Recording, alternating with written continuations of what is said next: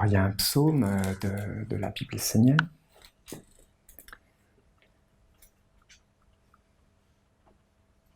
qui donne aussi beaucoup de clés pour s'approcher de l'archange, qui nous dit voilà, qui est l'archange. Enfin, il y en a beaucoup, hein, mais bon, il faut bien commencer, puis il faut bien s'attarder sur un psaume.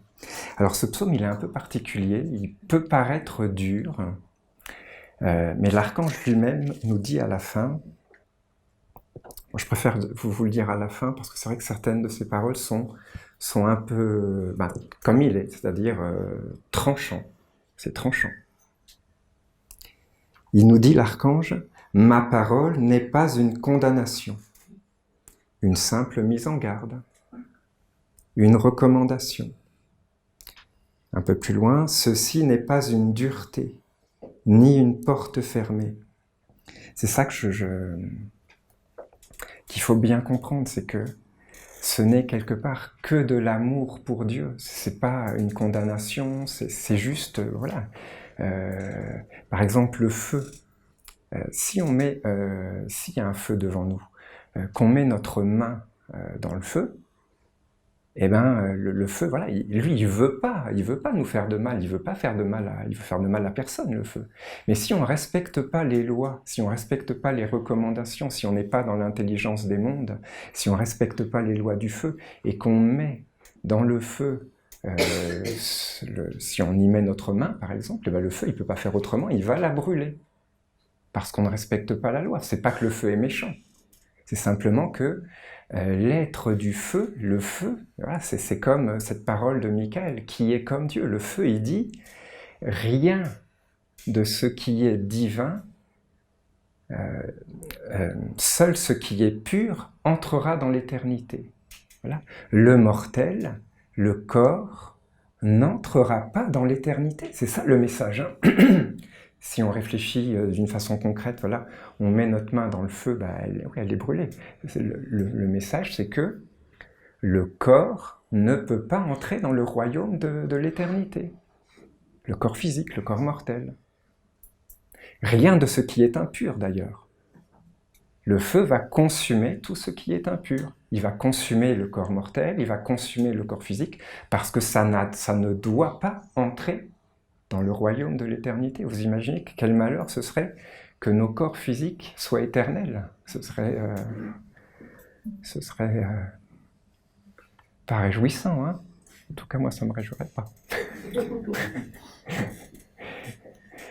Non, c'est une intelligence. Le corps physique ne doit pas entrer dans l'éternité. Voilà. Rien de ce qui est impur. Heureusement que Michael est là avec son amour pour Dieu et qu'il est un gardien du monde divin et qui dit « Rien de ce qui est divin n'entrera dans l'éternité. » Vous imaginez de vivre pour l'éternité avec une impureté? Ben non, ce serait un grand malheur. Ce serait une maladie, ce serait un malheur pour soi. Hein, parce que de vivre avec une impureté, déjà dans la vie quotidienne, c'est un peu lourd des fois, hein, de vivre avec des impuretés. Vous imaginez dans l'éternité? Heureusement que Michael est là pour nous protéger, hein, pour protéger Dieu quelque part. Michael est un gardien du royaume de l'éternité, de l'immortalité. Il dit, ce qui est mortel, ce qui est illusoire, ce qui est impur, ne doit pas entrer dans l'éternité, et moi, Michael, je consumerai tout ce qui est impur. Pas que je sois méchant. Simplement, je protège Dieu, parce que je mets Dieu au-dessus de tout. C'est juste de l'amour et du prendre soin. C'est pas une condamnation. C'est juste de l'amour pour Dieu en tous les êtres. C'est pas plus que ça, c'est juste ça, c'est que de l'amour. Michael, c'est un amour pur, sans tache, parfait. Parfait, un amour parfait. Un amour grand, incommensurable, divin. Un amour pour Dieu, pour ce qui est divin. Et Michael est un gardien de cet amour.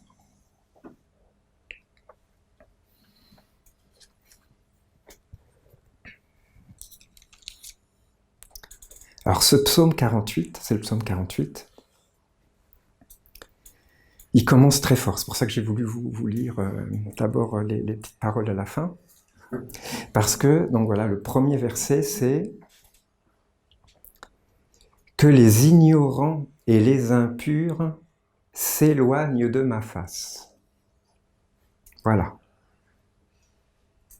Que les ignorants et les impurs s'éloignent de ma face. Encore une fois, il ne faut vraiment pas le prendre comme une condamnation, comme quelque chose de... Non, c'est que de l'amour pour Dieu. Il dit, si tu t'approches du feu avec l'ignorance et l'impureté, ben moi, le feu, je détruis tout ce qui est...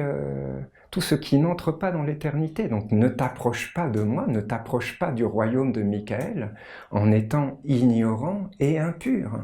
C'est juste de l'amour, un prendre soin. Hein. C'est comme ça qu'il faut le prendre. C'est une grande douceur en fait.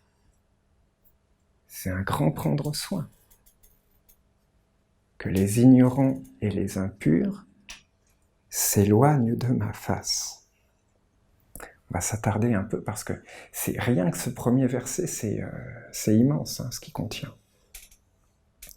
Les ignorants, donc ça veut dire déjà que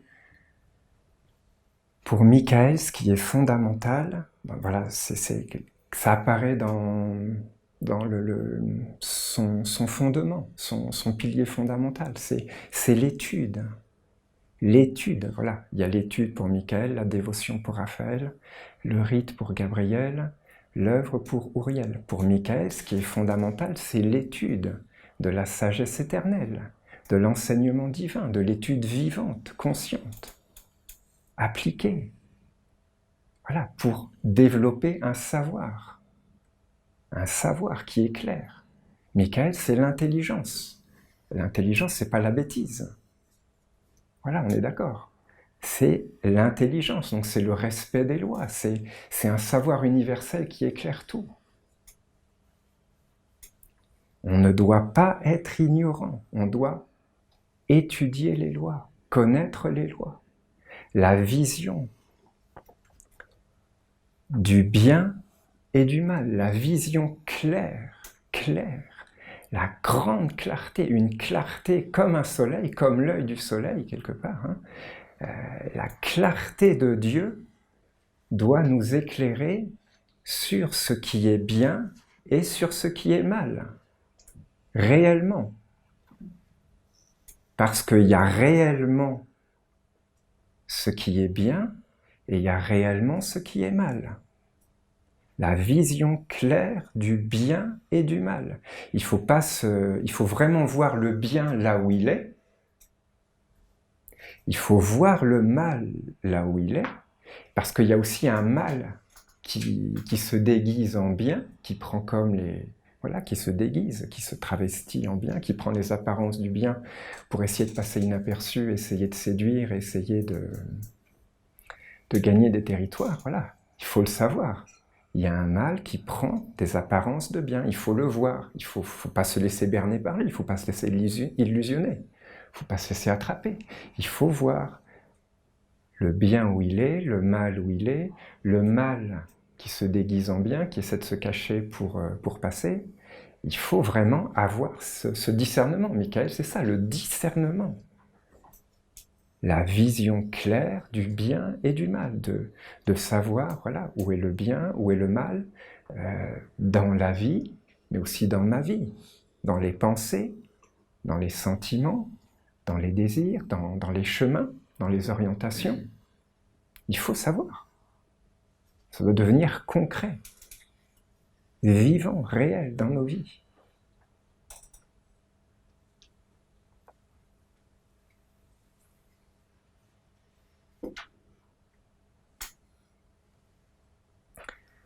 Que les ignorants et les impurs s'éloignent de ma face. Et voilà, les impurs, encore une fois, c'est pas une condamnation. Hein, il faut vraiment voir que c'est pas une parole qui condamne ou qui... C'est que de l'amour et de la douceur. Il faut vraiment le voir. C'est que de l'amour. Les impurs, ça veut dire, voilà, il faut pas être inconscient, il faut pas être impur, ça veut dire mélanger. Mélanger de bien et de mal. Inconscient. Michael, c'est la pureté absolue. Il tranche, il sépare le subtil de l'épais.